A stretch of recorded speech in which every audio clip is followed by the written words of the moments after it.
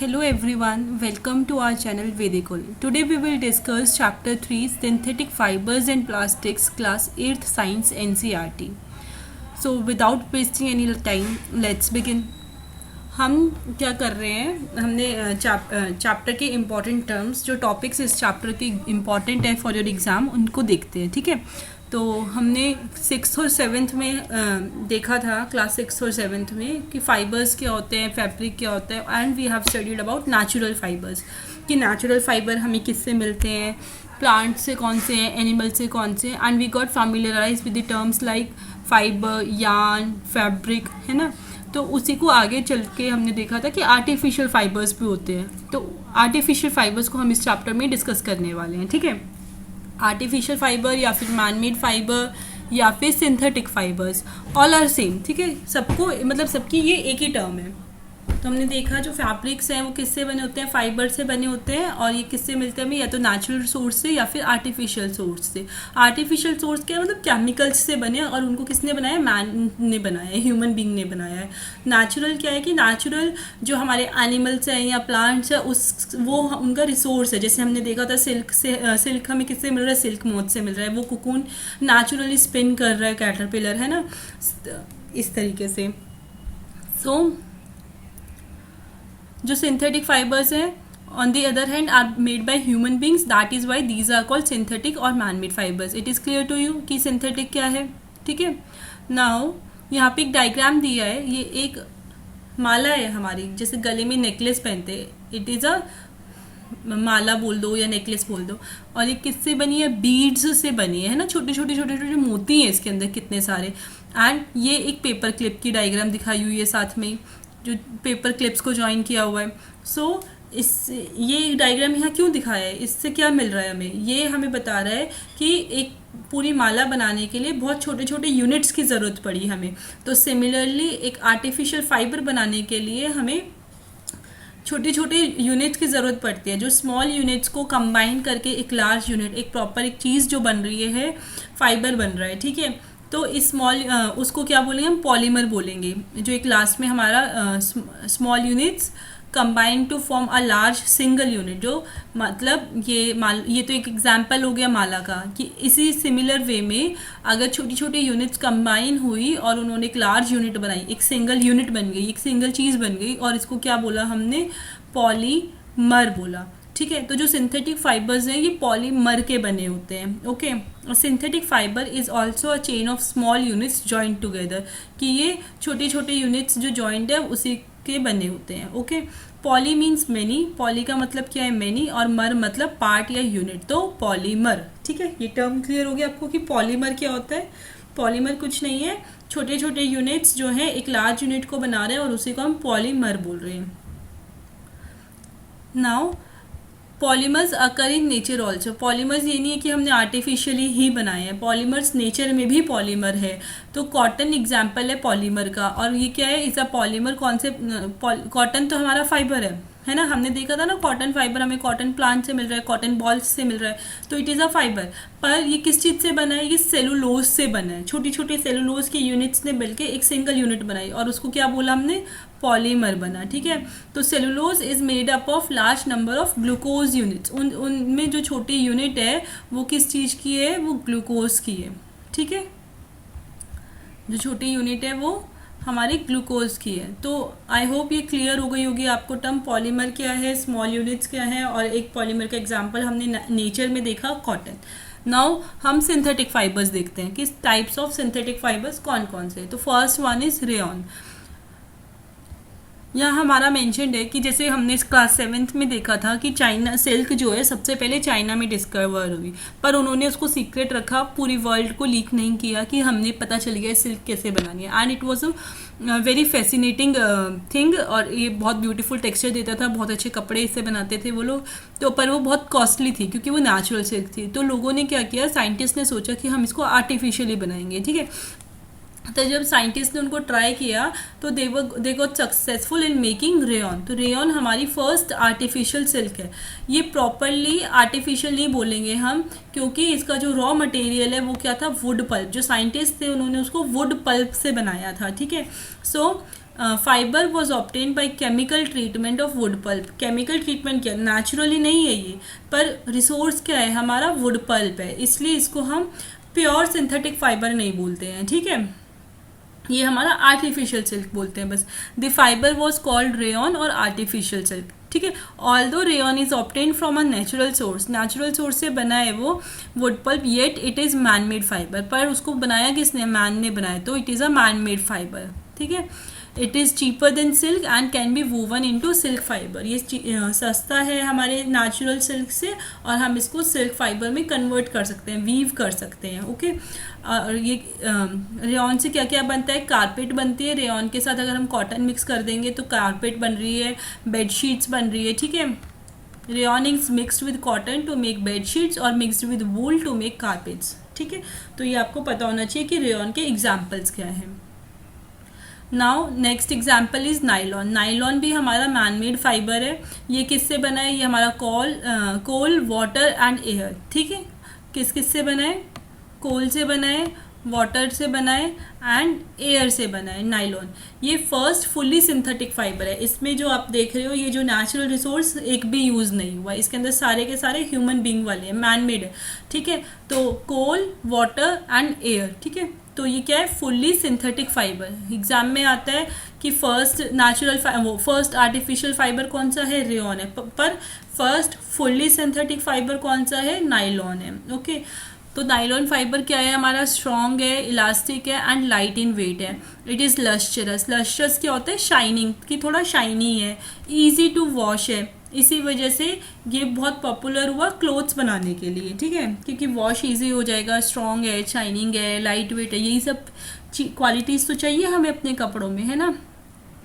We use many articles made from nylon such as socks, ropes, tents, toothbrushes, car seat belt, sleeping bags, curtains etcetera. तो ये सारी चीज़ें हम किससे बना रहे हैं, नाइलॉन से बना रहे हैं. यू कैन आइडेंटिफाई, आप अपने घर पे मम्मा से पूछ सकते हो कि रेयन से क्या बना है, नाइलॉन से क्या बना है. आप देखोगे रोब्स आपने देखी होंगी, टेंट देखे होंगे, सॉक्स डेली पहनते हो, तो ये सब किस चीज़ से बनी है, नाइलॉन से बनी है. टूथब्रश, कार सीट बेल्ट सब नाइलॉन की हैं. ठीक है, यहाँ पे डायग्राम्स दिए हुए हैं. नाउ जो नाइलॉन है वो हमारा सबसे स्ट्रॉन्ग फाइबर है, और ये हमारा कहाँ यूज़ होता है, for making parachutes and rocks for rock climbing. आप यहाँ फोटोग्राफ में देख सकते हो, ये एक मैन है जो कि रॉक क्लाइंब करने के लिए ये रोप यूज़ कर रहा है. दो this rope is made from nylon. किससे बनी है ये, नाइलॉन से बनी है. ये जो पैराशूट की स्ट्रिंग्स हैं, these are made from nylon. ठीक है, these are made from nylon. तो these are actually stronger than a steel wire. ये स्टील वायर से भी ज़्यादा स्ट्रॉन्ग है, इसलिए नाइलॉन को हम यूज़ करते हैं. Okay, now next is polyester and acrylic. ये भी हमारे सिंथेटिक फाइबर्स है. ठीक है, पॉलिस्टर एंड एक्राइलिक, ये डिफरेंट डिफरेंट नेम्स है. अब देखो कि पॉलिस्टर क्या होता है, पॉलिस्टर के कपड़े होते हैं बहुत सारे, एक्राइलिक की शीट्स होती हैं. ठीक है, तो polyester is another synthetic fibre and they does not gate wrinkled easily. इनमें रिंकल नहीं होते. रिंकल क्या होते हैं, अगर हम फेस की बात करें तो कहते हैं झुर्रियाँ पड़ना, है ना. पर अगर कपड़ों की बात करें तो सलबट, जो अगर आपको हमें क्लोथ्स आयरन करने पड़ते हैं ना, कि बहुत सारे सलबट उसके अंदर आ जाते हैं, हम बोलते हैं कि सिकुड़ गया है या बहुत लाइनें जिसमें आ जाती है, तो हम उसको आयरन करते हैं अपने क्लोथ्स को. पर जो पॉलिस्टर से बने क्लोथ्स होते हैं उसको आयरन करने की ज़रूरत नहीं पड़ती, क्योंकि वो जल्दी से रिंकल्ड नहीं होते हैं, सलबट नहीं आते हैं उसमें, वो स्ट्रेट रहते हैं, क्लीन रहते हैं, क्रिस्प रहते हैं. ठीक है, and it is easy to wash. तो पॉलिस्टर शर्ट्स बहुत फेमस है. ठीक है, इसी रीज़न से. Then terylene is a popular polyester. अब पॉलिस्टर के भी डिफरेंट टाइप्स हैं. तो फर्स्ट वन क्या है, मेंशन है हमारी बुक में, टेरिलीन. टेरिलीन के type of a polyester. Okay, it is a popular polyester. It can be drone into very fine fibre and that can be woven like any other यान. तो इस terylene से भी हम क्या कर सकते हैं, फाइबर बना सकते हैं और यान में कन्वर्ट कर सकते हैं easily. Now next is PET. What is PET? PET is polyethylene terephthalate. Polyethylene terephthalate is a very familiar form of polyester. PET क्या है, जो प्लास्टिक की बॉटल्स वगैरह बनाने के लिए, यूटेंसिल्स वगैरह बनाने के लिए यूज़ होता है. So you should know the full form of PET. PET. It is polyethylene terephthalate. और ये भी पॉलिस्टर का टाइप है. It is use for making bottles, utensils, films, wire and many other useful products. तो ठीक है, मेन आप सिर्फ याद रखना प्लास्टिक की बॉटल्स बनाने के लिए काम आता है। ओके, अब यहाँ देखते हैं पॉलिस्टर क्या है। Polyester, poly plus Easter, is actually made up of repeating units of a chemical called Easter. हमने देखा था ना कि कॉटन एक पॉलीमर है, वो किससे बना है, सेलुलोज से बना है। तो पॉलीस्टर किससे बना है, ये भी एक पॉलीमर है हमारा। पॉली मतलब रिपीटिंग यूनिट्स, मेनी यूनिट्स, और ईस्टर मतलब जो इसका केमिकल यूज हो रहा है। ठीक है, ईस्टर कौन से हैं, वो केमिकल्स होते हैं that give fruits their smell. Fruits में जो स्मेल होती है वो ईस्टर्स की वजह से होती है। Fabrics are sold by names like polycot, polywool, terrycot. तो ये सारे फैब्रिक्स हमारे पॉलीस्टर हैं। ठीक है, now we will discuss acrylic. Acrylic क्या है, ये भी एक हमारा पॉलीमर है ना, सिंथेटिक पॉलीमर। आपने देखा होगा कि हम सर्दियों में स्वेटर्स पहनते हैं, शॉल्स पहनते हैं, ब्लैंकेट्स ओढ़ते हैं। तो ये सब क्या नेचुरल फाइबर से बने होते हैं, ये क्या सब वूल से बने हैं? नो, क्योंकि वूल हमारी बहुत कॉस्टली होती है। नेचुरल जो नेचुरल वूल है, नेचुरल रिसोर्स से मिल रही है, तो ये बहुत कॉस्टली है। इसलिए इसके वो एक और आर्टिफिशियल चीज़ रिप्लेस कर रही है, वो क्या है, एक्राइलिक। ठीक है, तो they are actually not made from natural wool although they appear to resemble wool. वो वूल जैसे लगते हैं, वो सिमिलर क्वालिटी है उसकी, पर वो किससे बने हैं, वो दूसरे सिंथेटिक फाइबर से बने, जिसको क्या बोलते हैं हम, एक्राइलिक बोलते हैं। ठीक है, जो वूल है नेचुरल वूल वो हमारी कॉस्टली होती है, और जो एक्राइलिक है वो हमारी थोड़ी चीप है। इस वजह से हम एक्राइलिक को प्रेफर करते हैं। ठीक है, जो सिंथेटिक फाइबर्स हैं हमारे, उनकी क्या कैरेक्टरिस्टिक्स है, ये ड्यूरेबल होते हैं, मतलब लॉन्ग लाइफ होती है, ज़्यादा दिन चलते हैं। अफोर्डेबल है, अफोर्डेबल मतलब थोड़ी चीपर है ना, चीप है, सस्ते हैं। Which makes them more popular than natural fibres. इस वजह से वो नेचुरल फाइबर से ज़्यादा पॉपुलर है। ठीक है, लोग ज़्यादा डिमांड करते हैं उनकी। क्यों? सबसे ज़्यादा तो हमारी पॉकेट फ्रेंडली है, चीपर है वो। नाउ एक और हम देखते हैं, हमने एक एक्टिविटी देखी कि सिंथेटिक फाइबर और नेचुरल फाइबर को बर्न करने पे क्या होता है। हमने क्या नोटिस किया कि सिंथेटिक फाइबर को अगर बर्न करेंगे तो they will melt on heating, जो गर्म होने पे वो मेल्ट हो जाएंगे। इसलिए क्या है कि हमें सिंथेटिक फाइबर्स को किचन में पहन के, जो कपड़े सिंथेटिक फाइबर से बने हैं तो उसको पहन के हमें फायर वाला काम नहीं करना है, हमें किचन में नहीं जाना है, कोई भी आग वाला काम नहीं करना है। इट कैन बी डिजास्टर्स, वो लाइफ टेकिंग हो सकता है, it can be it is risky for your life. So we should not wear synthetic clothes while working in the kitchen or in a laboratory। क्यों? Lab में भी नहीं, क्योंकि जो सिंथेटिक फाइबर्स हैं जब वो मेल्ट होंगे तो वो हमारी बॉडी से चिपक जाएंगे गर्म होने पे। ठीक है, the fabric melts and sticks to the body of the person wearing it. इसलिए हम क्या करते हैं, नेचुरल फाइबर या कॉटन फाइबर को ही यूज़ करते हैं, सिंथेटिक को नहीं करते। Okay, now characteristics of synthetic fibres. अभी हमने कुछ कैरेक्टरिस्टिक्स यहाँ देखी थी ना, कि they are durable, they dry up quickly, wrinkle नहीं होते हैं, वो ड्राई होते हैं, लाइट इन वेट है, एक्सपेंसिव नहीं है, इजी टू मेंटेन है, और रेडीली अवेलेबल है, चीप है काफ़ी, है ना। सो ये सब क्या है, कैरेक्टरिस्टिक्स है हमारी सिंथेटिक फाइबर्स की। 5 कैरेक्टरिस्टिक्स काउंट करते हैं। They dry up quickly, they dry quickly, they are durable, less expensive, readily available and easy to maintain. तो ये 5 हमारी 5 कैरेक्टरिस्टिक्स हो गई हैं, और आपको ये पांचों की पांचों याद होनी चाहिए। एग्जाम के लिए बस इतनी 5 आपको पता हो काफ़ी है। Now next is plastics. अभी हमने पॉलीमर देखा है ना, प्लास्टिक भी हमारा पॉलीमर ही है। हमने देखा पॉलीस्टर देखा, एक्राइलिक देखा, पेट देखे, तो अब हम देख रहे हैं plastic. This is also a polymer, पर इसमें क्या है, इसकी जो अरेंजमेंट्स है, यहाँ 2 डायग्राम दिए हुए हैं, ये एक लीनियर अरेंजमेंट है। लीनियर क्या होता है, स्ट्रेट लाइन, सीधा है। तो जो स्मॉल यूनिट्स है, हमें पता है ना, कोई भी चीज़ है, पॉलीमर है या कोई भी हमारा फाइबर है, वो स्मॉल यूनिट से बना है ना। तो ये जो स्मॉल यूनिट्स है 1 2 3 4, तो ये चारों क्या है, लीनियरली अरेंज्ड है, एक सिंगल लाइन में अरेंज्ड है। और सेकेंड अरेंजमेंट क्या है, क्रॉस लिंक्ड अरेंजमेंट। क्रॉस देखो, ये जो है एक स्मॉल यूनिट जो है इन दोनों से अटैच्ड है, और ये वाली इन तीनों से अटैच्ड है, तो ये क्रॉस लिंक, एक स्क्वायर बना रहे हैं। तो सो दे आर अरेंज्ड ना cross link arrangement. Okay, now plastic is also polymer like the synthetic fibre, जैसे ही सिंथेटिक फाइबर्स होते हैं ऐसे ही प्लास्टिक भी हमारा एक पॉलीमर है, और ये कहीं पे लीनियर अपीयरेंस में होते हैं या फिर क्रॉस लिंक्ड होते हैं। Plastic articles are available in all possible shapes. आपने देखा होगा मार्केट में हर चीज़ प्लास्टिक की आप ऑब्जर्व करोगे अपने घर में, अपने आसपास। पेन पेन की कैप से लेके आपके क्लचर से लेके, या फिर और क्या है प्लास्टिक का आपके आसपास, ज्योमेट्री बॉक्स है आपके पास प्लास्टिक की, टॉयज़ आप यूज़ करते हो, जिस चेयर पे आप बैठे हो, सब चीज़ें आपको प्लास्टिक की दिखेगी। इट विल बी लाइक कि all around we are surrounded by the things made up of plastic. तो प्लास्टिक से ही क्यों बनी होती हैं ये चीज़ें, क्योंकि ये इजीली मोल्डेबल है। मोल्डेबल मतलब कि इनको हम डिफरेंट डिफरेंट शेप्स दे सकते हैं, they can be shaped in any form. तो मोल्डेबल टर्म आपको क्लियर हो, मोल्ड्स बनाना मतलब डिफरेंट शेप देना उसको, किसी भी छोटी बड़ी शेप में हम उसको मोल्ड कर सकते हैं, we can change their shape. And plastic can be recycled, reused, coloured, melted, rolled into sheets और मेड इनटू वायर्स। मतलब हम प्लास्टिक से कुछ भी कर सकते हैं। यहाँ पे आप देख रहे हो कि प्लास्टिक की चेयर है, बकेट है, ग्लास है, बाइक है, बाइक क्या है ये, टॉयज़ है ना। तो प्लास्टिक के बहुत सारे यूजेस हैं। एक और एग्जाम्पल यहाँ प्लास्टिक का दिया है जो कि हम अपनी डेली लाइफ में बहुत ज़्यादा यूज़ करते हैं, पॉलीइथीन। तो पॉली तो पॉलीमर है, और इथीन क्या है, ये केमिकल है जो यूज़ हो रहा है प्लास्टिक बनाने के लिए। It is use for making commonly use polythene bags. जो आप वाइट कलर के, ब्लैक कलर के पॉलीथीन बैग्स यूज़ करते हो जिसमें सब्जियां लेके आते हैं, वी शुड अवॉइड इट। हमें पता है कि नॉन बायोडिग्रेडेबल है, इसको माइक्रोब्स डिग्रेड नहीं कर सकते हैं, और ये वी शुड रीयूज़ दैम, क्योंकि हम इसको रिसाइकल नहीं कर सकते। तो अब क्या हुआ है, गवर्नमेंट ने इसकी एक स्टैंडर्ड विड्थ रखी है, मतलब थिकनेस रखी है कि उतनी थिक होनी चाहिए। ज़्यादा पतली प्लास्टिक से क्या होगा, वो हमारी रिसाइकल नहीं हो पाती है, it is difficult to recycle it. Okay, सो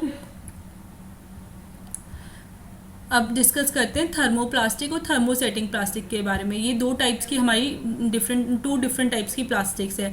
तो थर्मोप्लास्टिक क्या है, such plastic which gets deformed easily on heating. अगर हमने किसी प्लास्टिक को गर्म किया और उसकी शेप चेंज हो जाती है, बेंड हो जाती है, तो उसको बोलते हैं थर्मोप्लास्टिक। ओके, जैसे कि किसी प्लास्टिक बॉटल को आप गर्म पानी में डालो, ठीक है, तो उसकी शेप चेंज हो जाएगी, वो सिकुड़ जाती है, पिचक जाती है। आप नॉर्मल जो हमारी बिस्लेरी वाली पानी की बॉटल्स आती है, अगर उसमें आप बहुत तेज़ गर्म पानी डालोगे, यू विल सी कि वो मेल्ट हो गई है।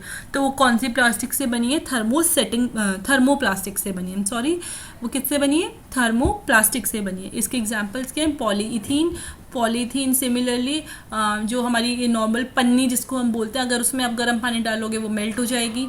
एंड पीवीसी के पॉलीविनाइल क्लोराइड, ये हमारे एग्जाम्पल्स हैं थर्मोप्लास्टिक के। और ये कहाँ यूज़ होते हैं, they are commonly use in toys, combs and various type of containers में।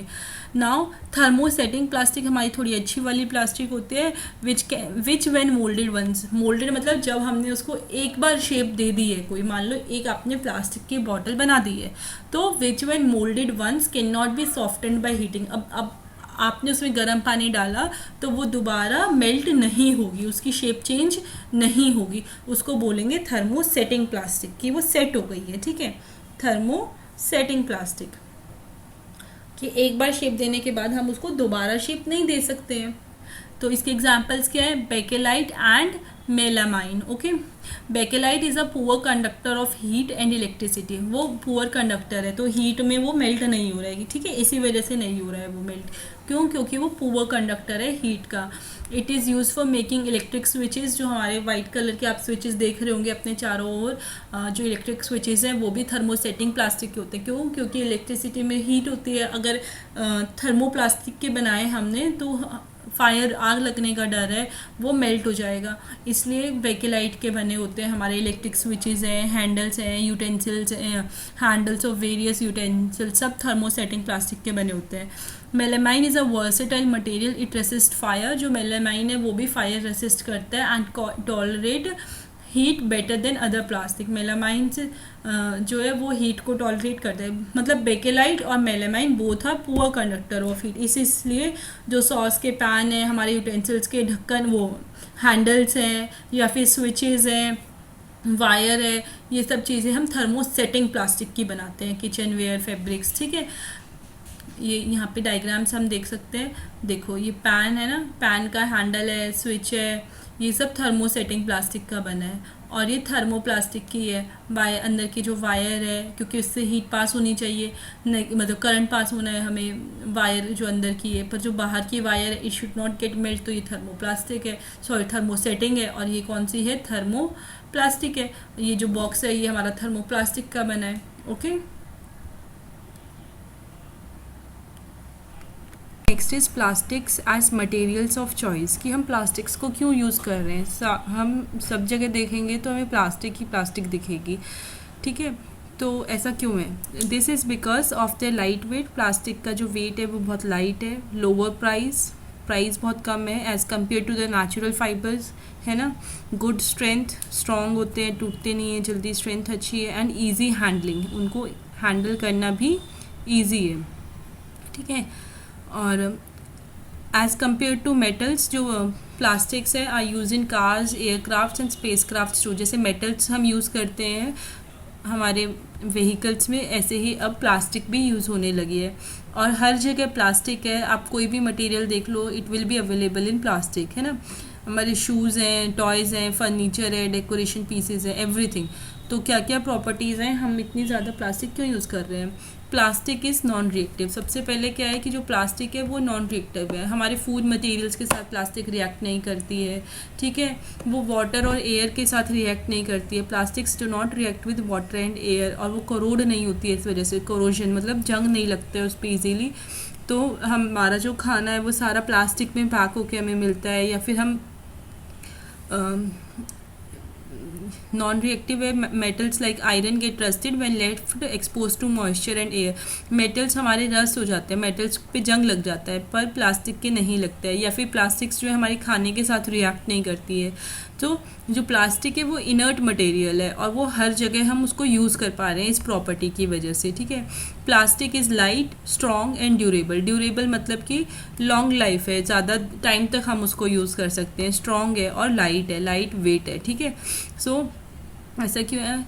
और उसको हम डिफरेंट शेप्स में मोल्ड भी कर सकते हैं। हमने देखा था ना, मोल्डिंग क्या है कि डिफरेंट शेप्स में कन्वर्ट करना। हम उसको अपने हिसाब से किसी भी शेप में कन्वर्ट कर सकते हैं, तो हम उसको वेरियस पर्पसेस के लिए यूज़ कर रहे हैं इस प्रॉपर्टी की वजह से। नाउ जो प्लास्टिक है वो हमारी चीपर है, सस्ती है मेटल से, and therefore it is used in industry and for house hold articles. House में, हमारे किचन में, या फिर हर प्रोडक्ट में आपको प्लास्टिक दिख जाएगी, इन शॉर्ट, ठीक है।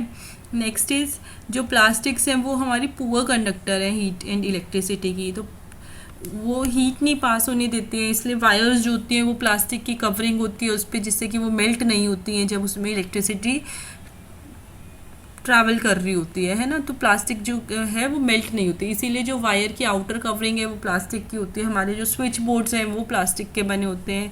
जो किचन में हमारे यूटेंसिल्स होंगे, उनके हैंडल होंगे, वो प्लास्टिक के होंगे, क्योंकि वो पुअर कंडक्टर है हीट एंड इलेक्ट्रिसिटी के, तो उससे वो गर्म नहीं होता है, ठीक है। जो पैन है उसका हैंडल गर्म नहीं होगा, हमारा हाथ नहीं जलेगा, इस वजह से इन सब की जो कवरिंग होती है वो प्लास्टिक की होती है। Okay, now plastic and the environment. अब इतनी सारी अगर हम प्लास्टिक यूज़ करेंगे तो वो क्या होगा, उसका एक बड़ा हीप हमारे एनवायरनमेंट में इकट्ठा होता जा रहा है, ठीक है।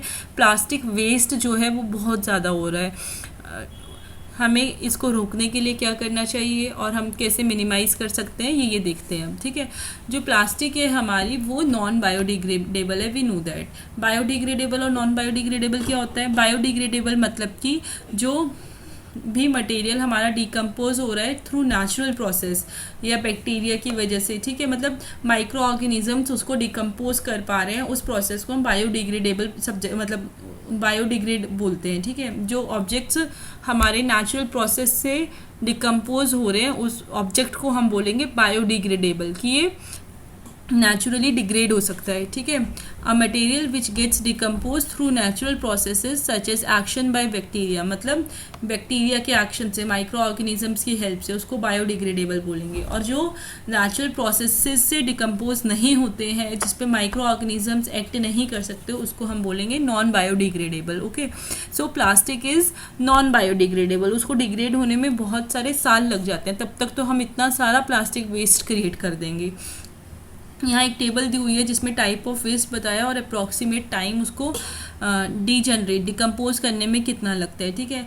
तो vegetable, fruits, left over food stuff, ये सब बहुत जल्दी डिग्रेड हो जाता है, इस पर माइक्रो ऑर्गेनिजम्स ईजिली एक्ट कर पाते हैं। तो it takes hardly 1 to 2 weeks and it is a biodegradable. Paper हमारा 10 to 30 डेज में डिकम्पोज हो जाता है। कॉटन क्लोथ्स 2 to 5 months में हो जाता है। वुड हमारी 10 to 15 years लेती है, but still it is biodegradable.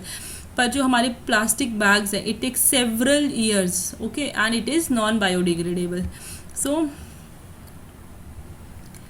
जो हमारी प्लास्टिक वेस्ट है वो क्या कर रहा है, एनवायरमेंटल पोल्यूशन क्रिएट कर रहा है। अगर हम उसको बर्न करेंगे तो वो कम्प्लीटली बर्न नहीं होगा और हार्मफुल गैसेस प्रोड्यूस करते हैं, जिसकी वजह से एयर पोल्यूशन भी बढ़ेगा, ठीक है। तो हम उसको बर्न भी नहीं कर सकते। तो what is the best method, हमें उसका यूज़ मिनिमाइज़ करना होगा, हमें प्लास्टिक जो है उसको कम यूज़ करना होगा। आप शॉपिंग पर जा रहे हो तब अपने कॉटन बैग्स या जूट बैग्स लेके जाओ। Try to minimise the use of plastic bags की। जो पॉलीथीन हमें देते हैं, जो हमारे वेजिटेबल वेंडर्स हैं वो हमें पॉलीथीन में सब्जियां देते हैं, तो उन्हें सब्जी लेने के लिए मना करो। If you will start this activity तो लोग भी धीरे धीरे आपको देख के सीखेंगे, ठीक है। सब अगर अपने घर से ही शुरुआत करनी है हमें, ठीक है। Then most of the thermoplastics can be recycle. जो थर्मोप्लास्टिक है वो रिसाइकिल हो सकती है, therefore we should use thermoplastic, मतलब वो प्लास्टिक यूज़ करो जो जिसका रिसाइकिल होना पॉसिबल है ना। And as a responsible citizen remember the 5R principle. ये आपके एग्जाम के लिए इंपॉर्टेंट है। 5R प्रिंसिपल क्या है, कौन कौन से 5R है। फर्स्ट वन इज़ रिड्यूस मतलब कि आपको जितने की ज़रूरत है उतना ही लो, कि ज़्यादा नहीं करना है, हमें खर्च नहीं करना है ज़्यादा, ठीक है। मतलब अगर आपको एक ही जैसे हम रिड्यूस कैसे कर सकते हैं, फॉर एग्जांपल आप टिफ़िन बॉक्स लेके आते हो तो you can have steel box, है ना। प्लास्टिक का ज़रूरी नहीं है अपना टिफ़िन बॉक्स की प्लास्टिक का वो। तो हमने क्या किया, हमने उसको रिड्यूस कर दिया, हमने उसको रिप्लेस कर दिया। उस की जगह हम, जब हमारे पास दूसरा ऑप्शन अवेलेबल है तो we should take that one. Then reuse, एक चीज़ अगर ख़त्म हो रही है तो उसको दोबारा रीयूज़ करो। जो हमारे प्लास्टिक बैग्स हैं वी कैन रीयूज़ देम। जो जिसमें हमारा मिल्क पैक होके आता है, लाइक जो प्लास्टिक के बैग्स में पैक होके आता है वो रिसाइकिल हो सकते हैं। उसको अपना डस्टबिन में डालने की बजाय इसको कलेक्ट करके यू कैन सेल देम, ठीक है। तो रीयूज़ करो, उन्हें रिसाइकिल करो। देन रिकवर, रिसाइकिल के बाद recoverage and refuse. Last one is refuse, कि प्लास्टिक को रिफ्यूज़ करो, उसको यूज़ ही मत करो, है ना। Develop habits which are environment friendly, हमें वो हैबिट्स लानी है जो कि हमारे एनवायरनमेंट के लिए फ्रेंडली है। With this our chapter is complete. I hope everything is clear to you. If you have any doubt, please write it in the comment box. Please like and subscribe my channel for more updates. Thank you.